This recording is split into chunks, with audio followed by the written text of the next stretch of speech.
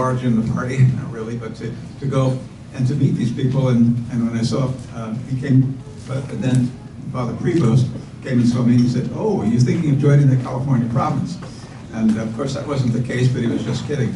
But, so I really don't know him well personally. I met him those times, and, but there are many people a number of people I know who have lived with him. Bishop Dan Turley, who is a classmate of mine, but from the Chicago province, he knew him very well in Peru, and actually at one point was his superior. He was bishop, and this man was under him at that time. But that's the background as I know it. But I'm drawing from a book which just came out today, this week, and it's Matthew Bunson, who has written before on Francis and also on others, and it's called Leo XIV, the First American Portrait of the First American Pope, by Matthew Bunson. And so I'm giving credit for most of the things that I'm going to say here come from that, although I'll throw in a couple of things which I learned from other experiences as well.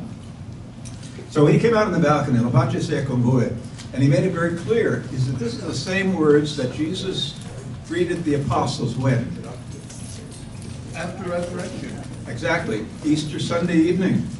You know, he had been, we can look and put the Gospels together a little bit, they diverge a bit, but you can kind of thread goes through it.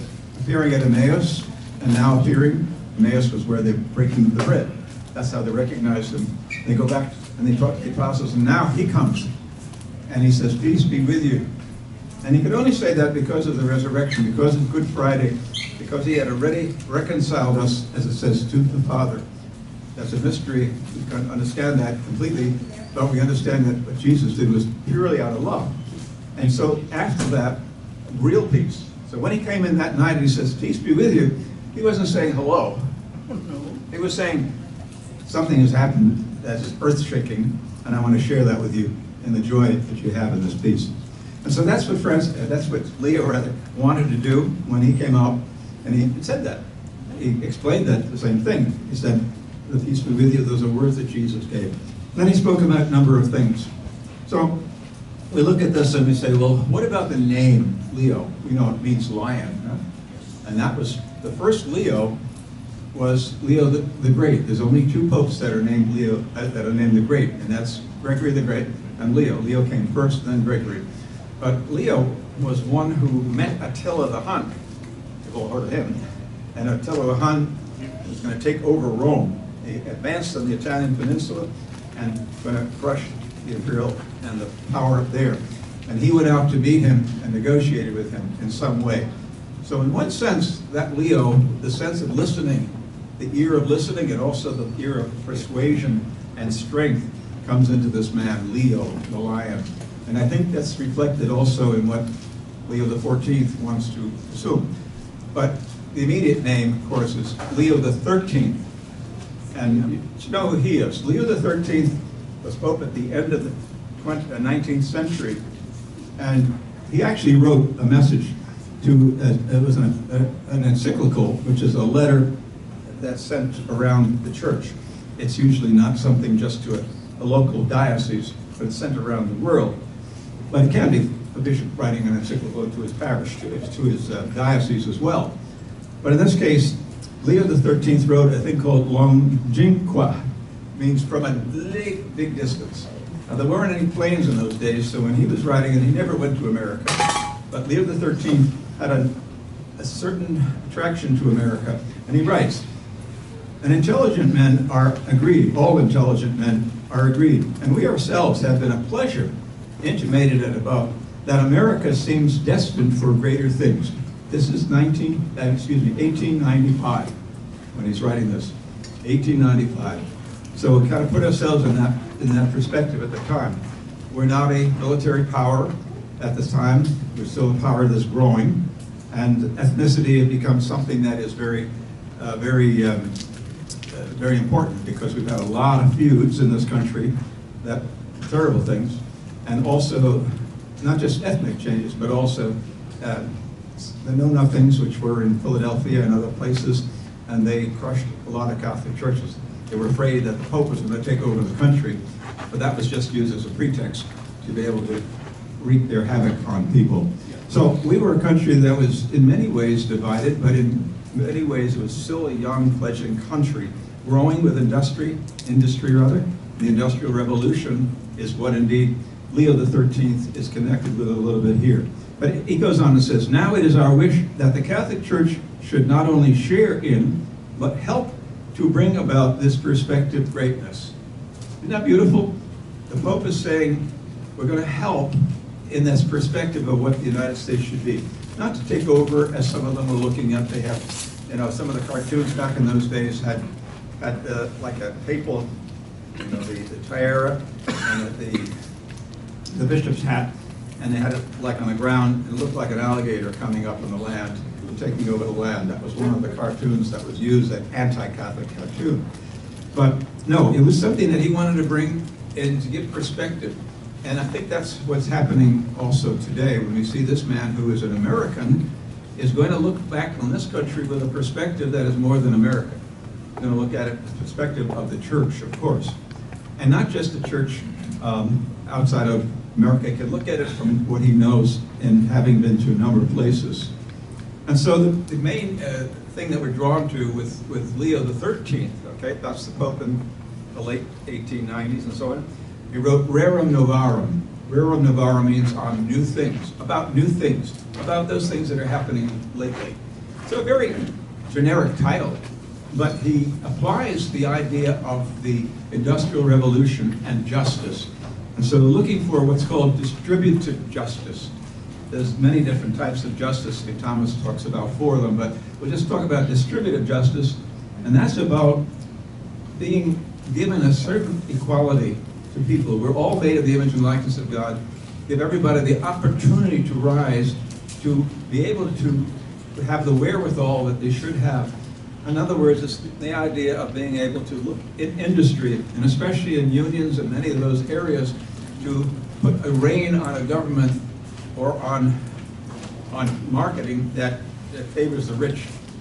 And so that was something of social doctrine, and it was one of the first encyclicals. And I think that's one of the things that he saw in Peru, the differences, as well as in this country, that needed to be addressed. I'm talking about Leo XIV now, our present Pope. He saw that, and he sees as a model what Leo XIII did in a different way. And we'll see that in detail in a minute. There were later papal encyclicals, so it wasn't just that one. That was the first one. That was the first marking of the social dynamics in the church. Pius XII gave us Quadragesimo Anno, which is 40 years. What is that about? 40 years after this, I'm writing this. So that continued. And there was the one on the progress of peoples, Paul VI, or peace on earth, John the 23rd. These are popes. And then Centesimus, which is 100 years, which was, that was St. John Paul II. And then Caritas in Veritate, charity in truth. And that's Benedict. What Benedict XVI wanted to do is to make sure what we're looking at is seen from the eyes of the truthfulness of things, not just what we like, but truth.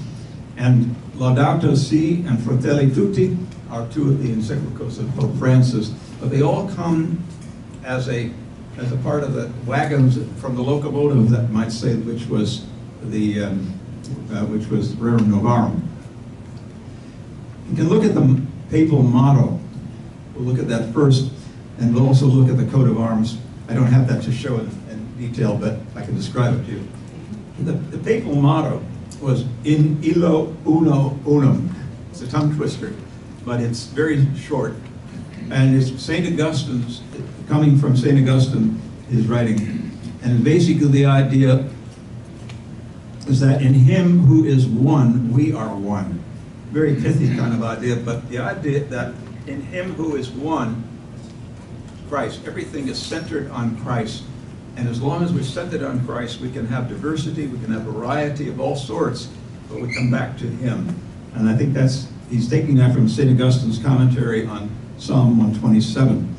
In him who is one, we are one.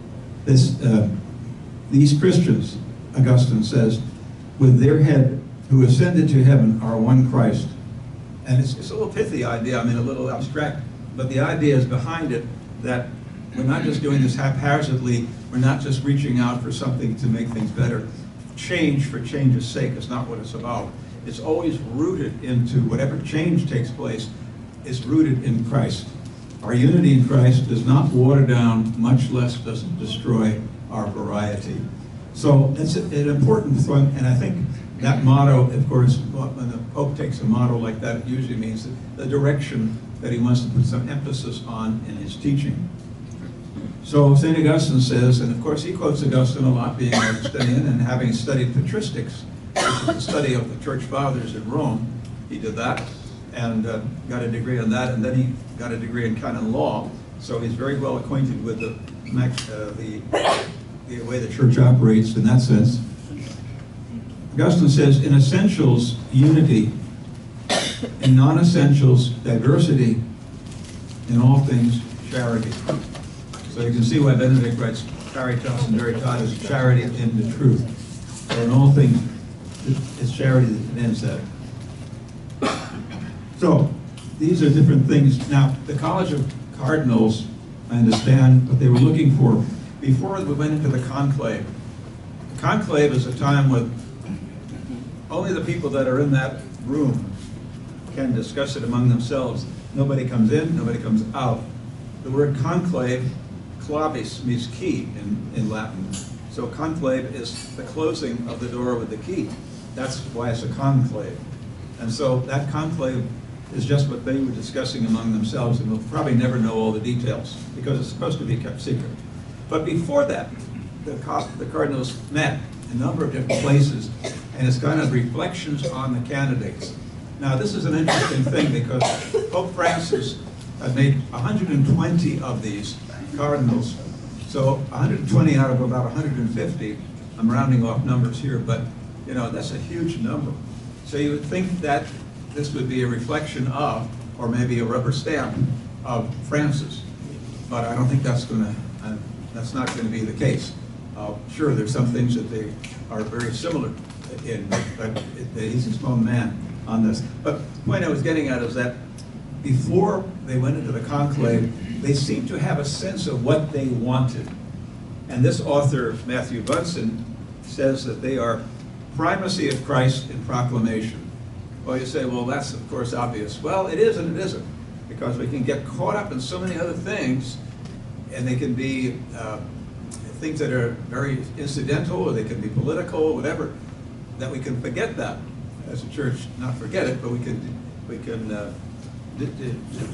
diminish it.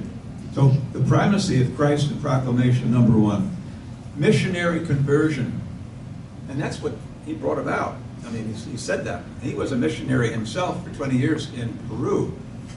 First of all, as a missionary priest, and then later on came back as Pope Francis and appointed him to be Archbishop, or Bishop rather, of Chiclayo, which is a rather large diocese, a rather large city in Peru.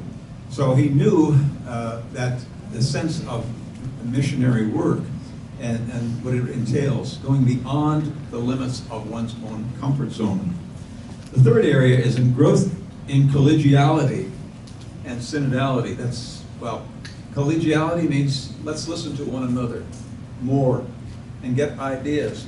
And one of the things they say about him, and I don't know him well enough, but all my confreres that have known him and been with him say that he's a great listener. He's a great listener, and he will measure and let people come in on, give information, but he's also very, very strong leader, that when he realizes this has to be undertaken, he will make that decision.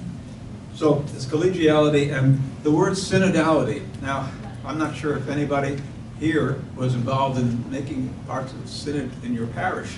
That was one of the things that Francis wanted to do, to have a synod idea working in a parish.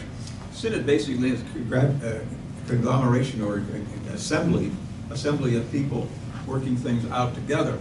The original idea was the Synod of Bishops, and where Francis diverged from what was originally given after the Second Vatican Council was supposed to be, as I say, just bishop. He included lay people in it.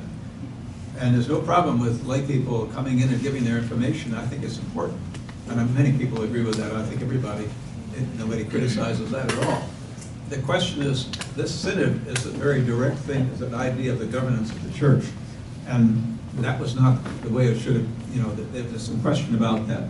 So there's a question of what he's going to do with the synodality idea. But certainly the idea of listening to other people, regardless of their background, and getting information from that is very strong. The sense of the faithful, we call it sensus fidelium, the sense of the faithful. What are the faithful saying? What are the people in Peru talking about their needs, not just their material needs, but their spiritual needs? How do we get something like the Feast of the Ascension, this Feast of the Assumption? It's not in the scriptures, is it? How do we get that? We get that from the sense of the faithful. That sense is not just a flip thing, it's really the Holy Spirit living in the church. And that's through what we believe from the very beginning, but it took a long period of time until 1950 when it was declared a dogma of the church by then Pius XII. And so this is how the church works, and that sense of the faithful is very important because it's the way they see liturgy, it's the way they see the things that are developing. And then finally, courageous and trusting dialogue with the contemporary world and its various components. So that's a little abstract too, but basically being open to seeing things, not necessarily accepting them, but to looking at things the way people who disagree with you present it. And I think that's an important thing too, but whether I think it or not, that's what seems to me what Leo is going to do. So in South America, he had a vision, which is quite different from Chicago. This book talks about how Chicago parish that he was in was tremendous. At the time when he was growing up, it was, a very active parish. His parents were very active. The whole church was very active. But the church is now closed. It's gone. And so that's one way of looking at how the church has changed and where it has moved to and why. That's an American thing. It's very endemic to Baltimore as well as Philadelphia, where I am, New York, Boston, all the big cities in the East, many of them in the West as well. We see a lot of that has changed. Ethnicity changed, but also the notion of a common parish, which was the center of activity. You identified yourself by a parish that you lived in sometimes. Anyway, that was something that he could really talk about because he knew that very well from being in South America and Chicago, two very diverse things. Now we look at it as a pope, the second pope from the Americas, right?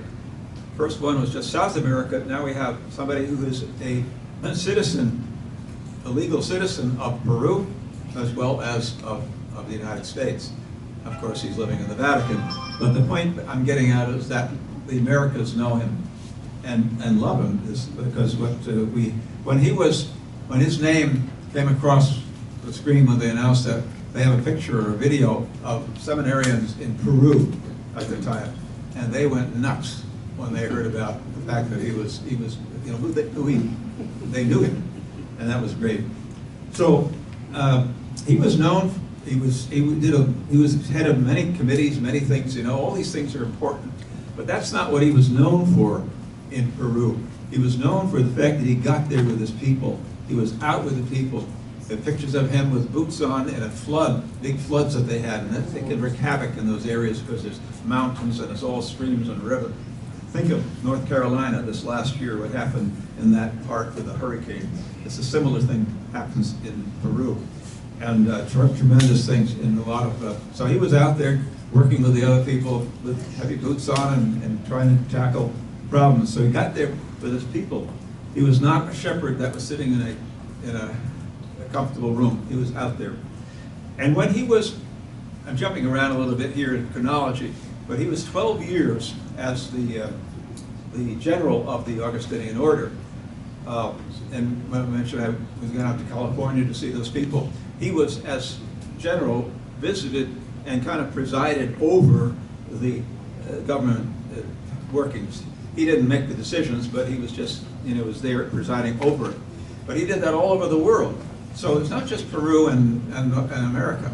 He also knew the world because the Augustinians are in India, and South Korea, Asia, South America, Australia. So he got to know the church very well. And not only the Augustinians, but he got out there with the people as well and could talk with them and understand. And thirdly, he got to know the hierarchy. And I think that's something which brought him into prominence towards the end of the conclave, or in the middle of the conclave. So things like that were important. He was the first pope to have served as a missionary since the early church. Think about that. The first pope to have served as a missionary since the early church. There's a lot of missionaries out there who are saints, you know, but this the entire church, he says, needs to be missionaries to a post-Christian world. You can stay in your own town and be a missionary. You're a missionary right now, doing the work that you're doing on the streets. Or if you take it back home, and the opportunity to speak about saving lives of babies, whenever that comes up, that's missionary work. That's part of the evangelization process. But it's bringing the church to unclosed areas. So those are some of the things that I wanted to just bring about here. And when he was prior general of the order, he made this statement: the church should resist the temptation to believe that it can compete with a modern mass media by turning the sacred liturgy into spectacle. It's an interesting point. The liturgy is not something that we're supposed to make a drama out of. It's something we need to look and see in itself, the drama of Christ's death and his resurrection, which is in that liturgy. Here again, church fathers such as Tertullian, one of the early fathers of the church, remind us today that visual spectacle is the domain of the secular realm, and that our proper mission is to introduce people to the nature of mystery, not mystery stories, but mystery as it's known in the church, as an antidote to spectacle. Big difference. In other words, the pizzazz is not what it's about. Yes, we can celebrate Easter Sunday and sing wonderful things, but the point is that that's not the essence of it. The essence of it is the coming of the Lord into our presence. As a consequence, evangelization in the modern world must find the appropriate means for redirecting public attention away from spectacle and into mystery. So there's something to be said there. I think the African bishops have this in some way, but most people, the ones that have it the most are the Eastern churches, the Eastern Rite churches, because the sense of silence, the sense of mystery, looking towards what God has accomplished beyond what we see, is important. What he said to the media was very important, and that was one of the first talks he gave. I think it was the second day after he was voted in as Pope. So, looking at how technology is developing, this mission becomes ever more necessary. He says, I am thinking in particular of artificial intelligence, AI, with its immense potential, which nevertheless requires responsibility and discernment in order to ensure that it can be used for the good of all, so that it can benefit all of humanity. This responsibility concerns everyone in proportion to his or her age and role in society. So, again, to be very aware that AI is something we should take in already prejudiced ideas, put those ideas together, you come up with a synopsis of prejudiced ideas. So it's very careful when we look at AI and then don't take that as the last word on what happens. It's a quick way to get some information, and of course it's more than just information, it does all sorts of things. But we need to look at it from a way which keeps the truth, and the truth which is given in the church. So, from Chicago to Chiclayo, he was prefect of the dicastery bishop, in other words, the head of bishops for a while. He was cardinal deacon, that's the lowest of the cardinals, which is not low, but it's the first rank. And then he was, this year, was made cardinal bishop, which now would raise him up quite a bit in the estimation of things, even though the man himself is very humble, very listening, he rather listen than talk, but it's very good in that sense. But he blends the USA and Peru and the Vatican together, and that was the thing which I think the bishops in the congregation were looking for. They saw somebody who was universal in many different ways. The importance of canon law, the aesthetic diversity in the church. He was a pastoral pontiff, not just somebody sitting in an office and delegating and whatever, but he was out there with the people. Missionary church, Peru and other places. Role of the Roman Curia, you know that. You got to know that sort of thing. You got to know how things are operating. And in pursuit of world peace. And that's something which has always been strong. When he was in Peru, he had to deal with Sendero Luminoso, which means the pathway or the enlightened pathway. It was a communist thing, and he had to deal with that, and they were terrible. And he had to stand up, and he did stand up against them very much. And the other thing is the sense of continuity of the last three pontificates, to bring that together. So in a summary, St. Augustine says in Sermon 340, "What I am for you terrified me. What I am with you consoles me. What I am with you consoles me. For you, I am a bishop, but with you, I am a Christian. The former is a duty, the latter is grace. The former is a danger, the latter salvation." St. Augustine's words. Pope Leo XIII, not present Pope, but the Pope we were talking about before, who was an inspiration to take the name Leo. "We traverse in spirit and thought the wide expanse of ocean, and although we have it in other times addressed you in writing, yet have we now resolved to speak to you separately, trusting that we shall be, God willing, of some assistance to the Catholic cause among you. To this we apply ourselves with the utmost zeal and care, because we highly esteem and love exceedingly the young and vigorous American nation," 1895 we're talking about, "and which we plainly discern latent forces for the advancement alike of civilization and of Christianity." Just an incidental thing, I've said we, and that's what's called a papal we. Today we don't find popes doing that, but that was a way by which they're talking about myself and God. He's the vicar of Christ on earth. So we represents the person speaking as well as the inspiration of the Holy Spirit. But again, that language changed a little somewhat today.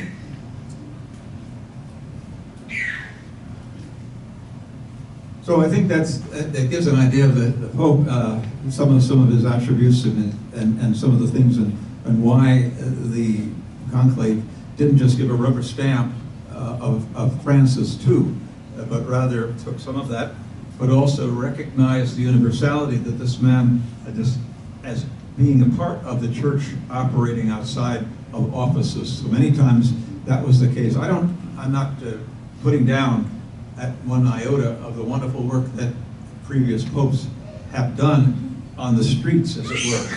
All of them have done that. But I'm talking about something which I think is a more universal thing. So in our lives, we have to pray, we have to persuade, we have to be present, which you're doing today. We have to have political responsibility, and we have to have perseverance in the Lord. Not hoping for victory, but from victory, as Father Pavone likes to say. The victory is already ours from the cross and the resurrection.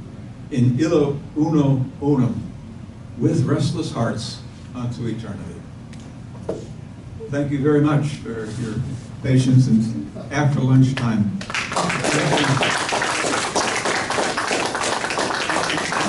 Thank this man here. Maureen has a copy of it already. It's off the press. It just came in. And the author's name is? The author is Matthew Bunson, B-U-N-S-O-N, who writes for EWTN and has written about about Pope Francis as well. So it's very, very good, and it's it's very quick reading, not a long thing at all. And how does one order it? Well, I did it through Amazon. I Okay. just did it. Yeah, you can get it very simply that way. Do you have any time for questions? Do you have any observations or questions that you have, Maureen? Who has the first question? Now, stand up and say it loudly for the benefit of the I'm sorry, it's recording. not really a question.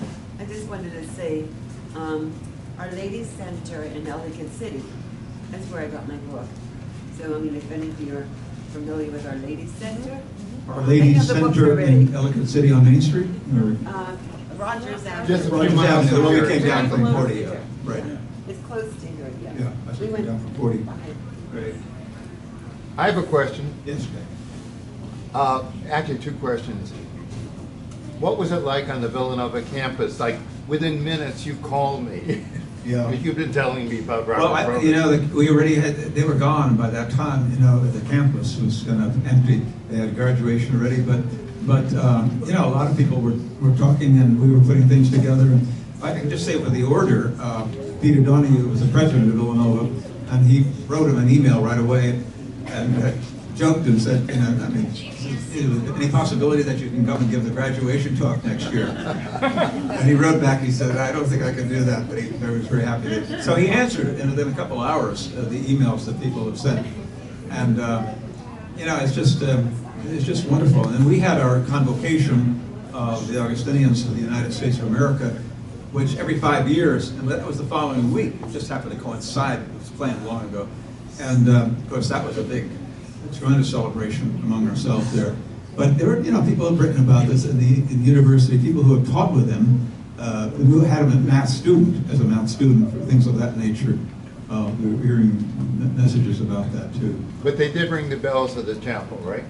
Yeah, You told me they sure we did. did. Yeah. Oh yeah, that was wonderful. Yeah, it's still ringing. Yeah, I'm still processing it. I'm looking at this thing. This is somebody we know. I mean, I don't know him well, but I remember Bishop Dan Turley, who I mentioned before. He's about 82, and he's a wonderful man, and he was a bishop of Trujillo, in Chulucanos, actually, in Peru. And he would tell people, I know the Pope. But he was a very, very humble man.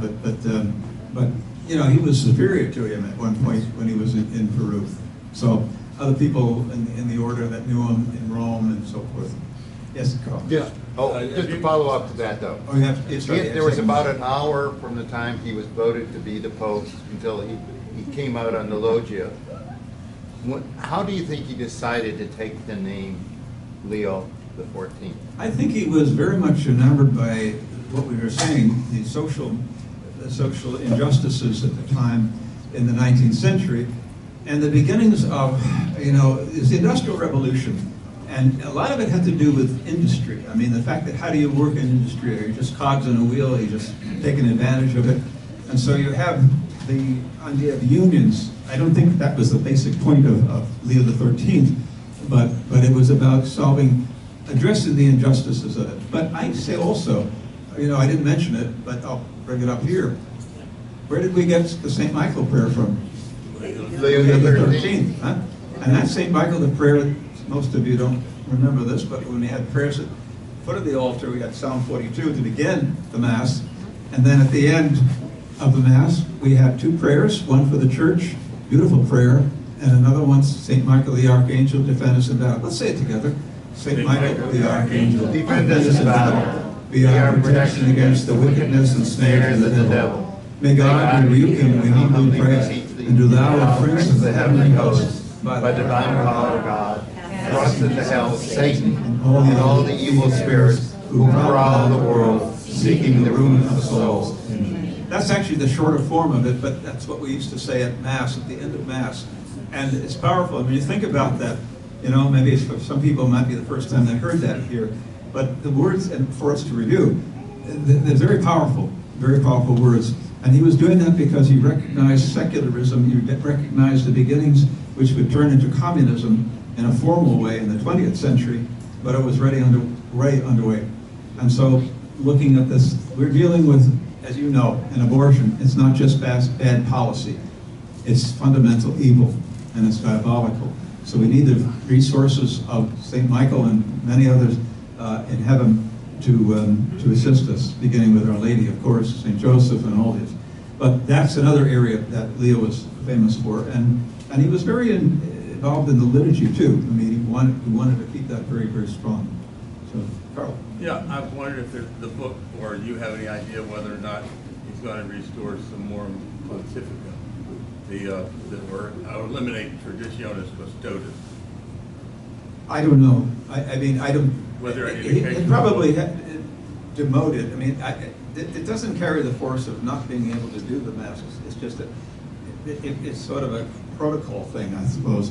But this is about the Latin Mass and the diminishment of it throughout.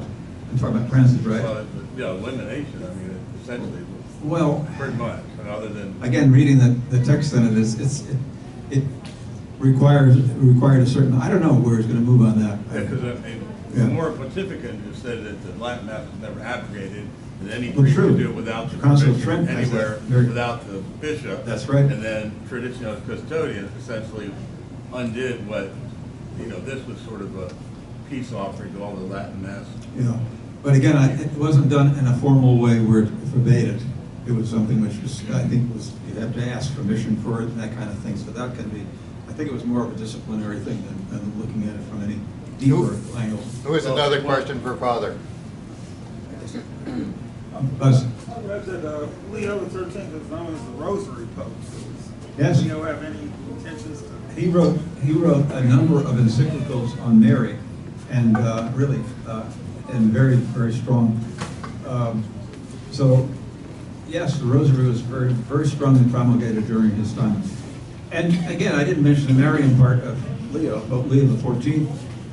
Right away, he went to Genazzano, Augustinian, but Genazzano in Italy is just southeast of Rome, and it's where our Mother of Good Counsel, and I'll say appeared, because in a beautiful mosaic, not a mosaic, but a painting, it came over from Albania, the story is, and it was brought in the feast of St. Mark, and that was in 1456, I think was the date. And at that time,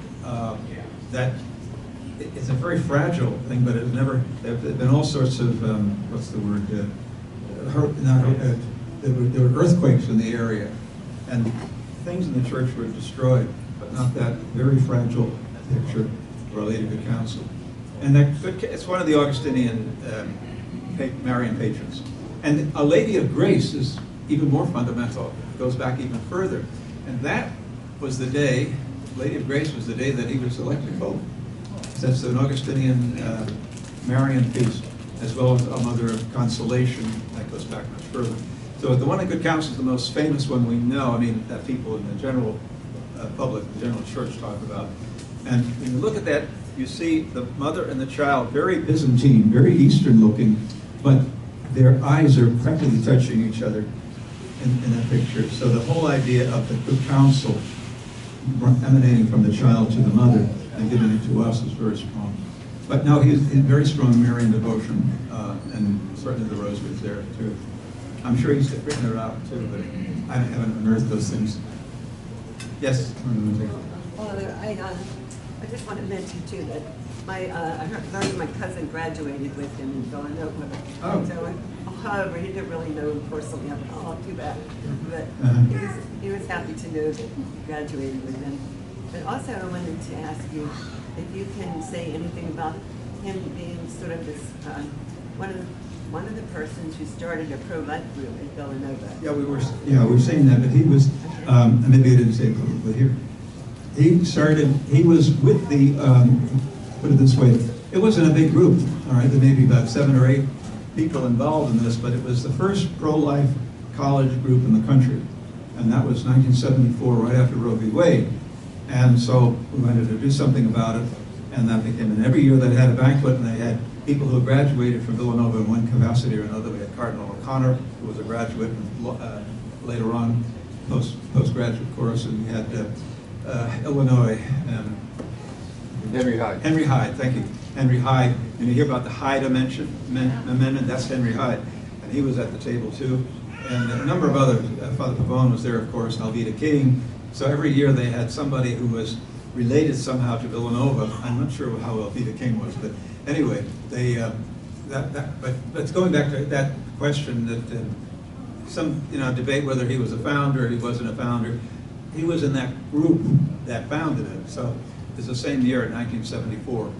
And I know the others that were in it. One was Father John Leyden, an Augustinian, who was in Peru with him as well. He knew him. And John is now in Chicago at our seminary there. And another couple of people, one who died more recently. But I don't, make much of a distinction between the founding and being a member of the founding group. But he was there from the beginning. Any other questions? I have Mark? a question. This is stepping away from the Pope things a little bit, but why do you think that more Catholic priests are not supportive or involved with Priests for Life than are? It doesn't seem that there's a large number involved or supportive. If you say why are they not involved with pro-life, I find that a little more hard to answer, although it's there. But when you say Priests for Life, it's easier to answer because they were given they really give the shaft of this thing. Pavone was, I mean, it was terrible what the Vatican did. And so because of that, he was laicized, okay? Bishop Strickland was not laicized. Bishop Strickland was not allowed to be in his diocese, so he was demoted in a sense there. But Pavone was laicized, okay? So what happens, people who are sloppy, don't read the background of these things. I mean, I'm talking about hierarchy here.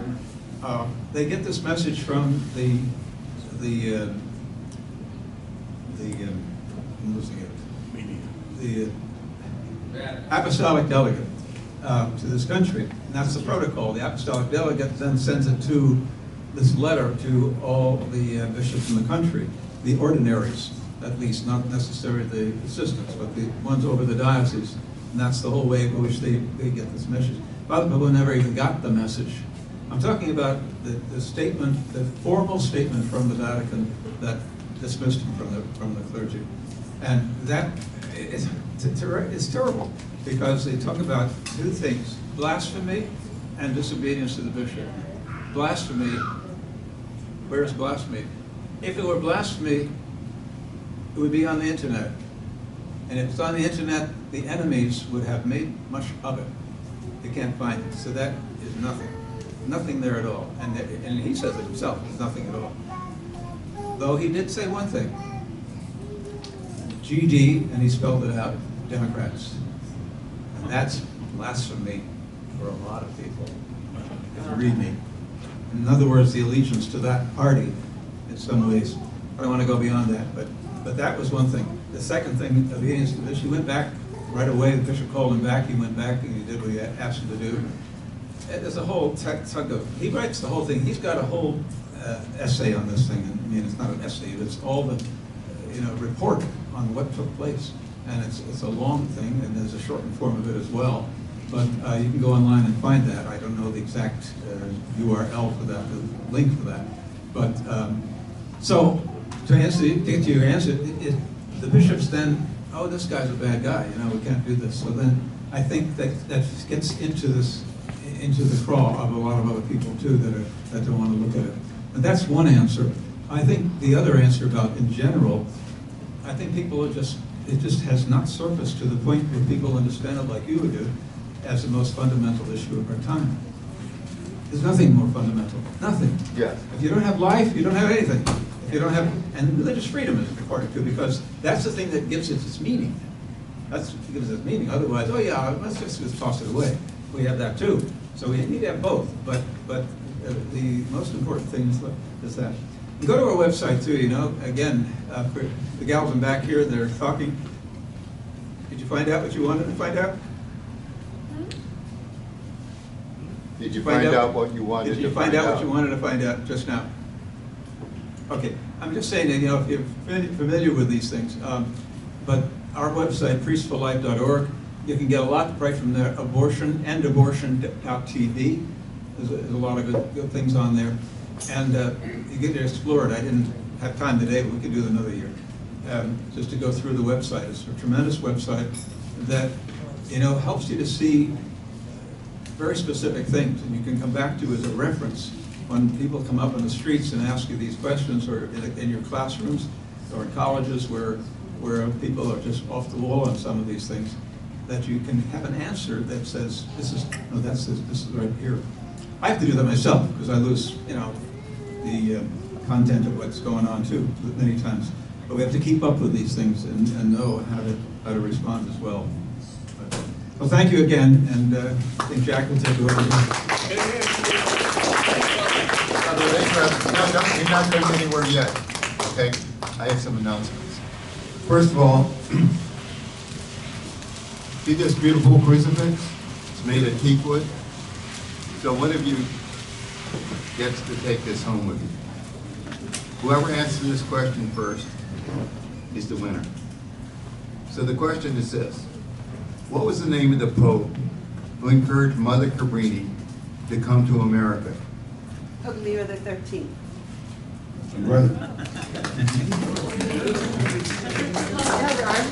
I'm sure Father would love to bless it for you. Now just a little more about that. Wait, Mother Cabrini, Wait, one of our Jack, best, hold on a second. yes. As much as I love this, I have many crucifixes at home. So if you would like to give it to somebody else, you may do that. Yeah, why don't you give it to Greg Carroll? Carol's over here. Where's Greg? Greg there, it's right there. I think he'd love it. And Father Wilde would be delighted to present for you, Greg. Oh, okay. It is beautiful. Just a little side note. One of my grandmother Pauline Sabrelli's best friends was Mother Cabrini. So Mother Cabrini used to come over to the family farm in the Bronx by horse and carriage. This is probably sometime between 1900 and 1910. And my grandmother, Pauline Sabrelli, would come over from the same part of Italy as Mother Cabrini, would push the clock back an hour. So Mother Cabrini would stay longer than she had intended. How many people here saw that great movie, Cabrini? Wasn't it fantastic? I'd love to see it again. I saw it 3 times. Every time I saw it, it got better. And who was the great man who produced that? What was his name? No. The man who put up $60 million of his own money. I can't think of his name, but a great, great man. Lives in Bryn Mawr. And he's the person who established leasing of vehicles as opposed to buying them because there were some financial benefits. But he was the person who put up something like $60 million of his own money. Wow. And it was a classic movie. It was filmed during COVID in Italy. What? Wolfington. Yes, exactly. If there's any way you can still see that, go see it. A few other comments. Now, and we're still here doing Facebook Live, right? Yeah. Good. So those of you who are watching, you want to end abortion, I assume. I don't think there's anybody watching who's interested in keeping abortion safe and legal. We have to end abortion, or abortion will be the end of America. America's dying morally, demographically, because of a declining birth rate. And one of the ways we're going to end abortion is we're going to show the American people what abortion is. So that's what we've been doing the last 2.5 days. We'll continue to do it. 25th year that we've done it. But it's so important that you, anybody out there, start doing your own Facebook tours. It's easy. First of all, just be in touch with me. My email is my name, Jack Ames, J-A-C-K-A-M-E-S, with the letters P-E at the end. Think of the first 2 letters in the state of Pennsylvania, where I went to college, where I got my roots. Jack Ames, P-E at AOL.com. Send me an email, and I'll give you some ideas on how you can start off with a few signs and go out and do this in your local community, whether it be Greensburg, Pennsylvania, whether it be Keokuk, Iowa, or wherever, to show what abortion is. It's simple. By the way, there's something on our website, right from Father Pavone, that gives the reason why the images, the victim images, are so powerful. So many people see them and they're converted instant. They say, I never knew what abortion was. Of course it's wrong. But up to now, I thought it was okay. So we have to convert America. And this is one of the ways we can do it. Now, just a little history about Defend Life. See this poster here? Here's some of the great people we've had the last 38 years. That's when we started. Sister Dee Dee Byrne. Great, great lady. Just wrote a great book, great documentary. She did as well. On that wonderful nun who was euthanized. Anybody remember that nun's name? Nobody at all. Yeah, she was a sister. She was out in St. Louis. Well, look it up. She was euthanized in a Catholic institution. Euthanasia is a huge problem. Anybody ever hear of Terry Schiavo? Terry Schiavo was euthanized. What did the Bishop of Tampa, St. Petersburg do? His name was Robert Lynch. He did nothing. He told all his priests not to do anything. Don't speak out. And Terry Schiavo was euthanized. Father Pavoon was there, I was there, a lot of other good people were there. But when we see these moral evils, if we do not stand up, we will have to answer to Almighty God at the moment of our death. The biggest sins now are not what we do, it's what we don't do. The sins of omission. So I beg you people out there watching this, get involved in fighting abortion, the greatest moral evil in the history of the world. It'll not only save lives, it'll help save your immortal soul. And here's another example, what we're fighting. Well, we go, I'll hold that. Now that big poster that Bill Gallagher, God bless you, Bill, for taking care of the signs, attempted to show is actually what we call the baby choice. Baby choice was actually aborted at something like, what 30 weeks? In 1987, a little baby girl was aborted in the picture that was banned by first Facebook that we just attempted to show. We showed it the other day. We got a warning from Facebook. You can't do that. Because there is this blackout on pictures of aborted babies in the media and academia and social media and so forth. But that baby who was aborted in 1987, baby girl, now would be 38 years old. She probably would have been married, had a wonderful husband, and numerous children. But we are literally killing our future. We have to stop abortion, or abortion will be the end of America. But that's a way, there's lots of ways to get around it. And Face the Truth tours are one way. So be in touch with me, Jack Ames, PE, and I'll tell you how to do it. But there's an excellent video on our website, defendlife.org. It's there. It's the first thing. If you scroll down a little bit, you can watch this wonderful video by Father Pabon telling us how powerful these images are. Anyway, thank you for tuning in, and thank you, Mark Repke, and thank you, Father Denis Wilde. This is Jack Ames, the founder and director of Defend Life. God bless you. God bless America. God bless the Roman Catholic Church. Thank you.